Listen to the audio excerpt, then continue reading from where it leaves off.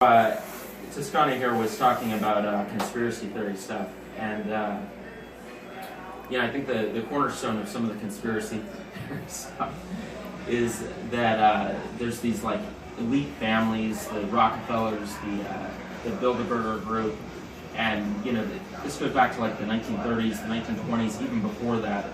And basically their whole plan is that they're like trying to wipe out the world population so that they can just dominate all the resources and build their own sort of like utopia and everything. But given the fact that we've gone from 2 billion to 7 billion people in the last 100 years, like, I don't know, I feel like they're doing a terrible job. They should be really severely reprimanded. I mean, the incompetence is just out of control. I did want to tell a story or two before I jump off here. One was that when my wife and I were getting married, this was quite a while ago, we watched the movie Fargo, which is not the most encouraging movie to watch when you're getting married. The guy like hires a hitman and you know to kill his wife and all. But that didn't shake me. I was oblivious to everything in general back in those days. But we watched that movie, and a couple days later we were at Michael's craft store out in Easterville, Pennsylvania, and I'm sort of being a typical guy about this whole store excursion to provide more wedding supplies. I'm like, I hate it here. It's so boring. Nothing exciting has ever happened in the store. I go, look, that's the guy from the movie the other night.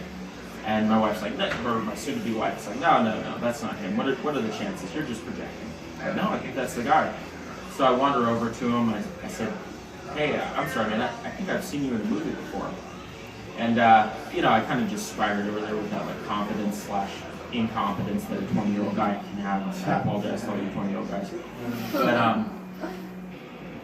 yeah, anyway, so he goes to me, yeah, I've been in lots of movies.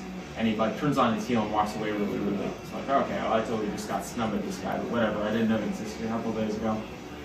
And we're standing in the checkout line about 5 minutes later, and there's only one line, and we're the last ones in line. And he comes strolling up to the counter. He's got some scotch tape in his hand. He's ready to buy. And from like 15 feet out, he sees me standing at the back of the line, and he like freezes like a deer in the headlights. Like, does not want to have a further awkward conversation with me, especially after he's totally snubbed me, right?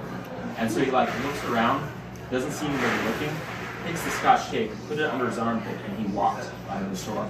So I was so painful to talk to that William H. Macy stole from a craft store in Eastville, Pennsylvania, and left. And I got my revenge on him by not only telling that story many dozens of times, but I also met this indie movie producer one time while I was driving him in a limo in Princeton, and I told him that story. He was laughing. He said, "Oh yeah, I know Bill." He called it Bill.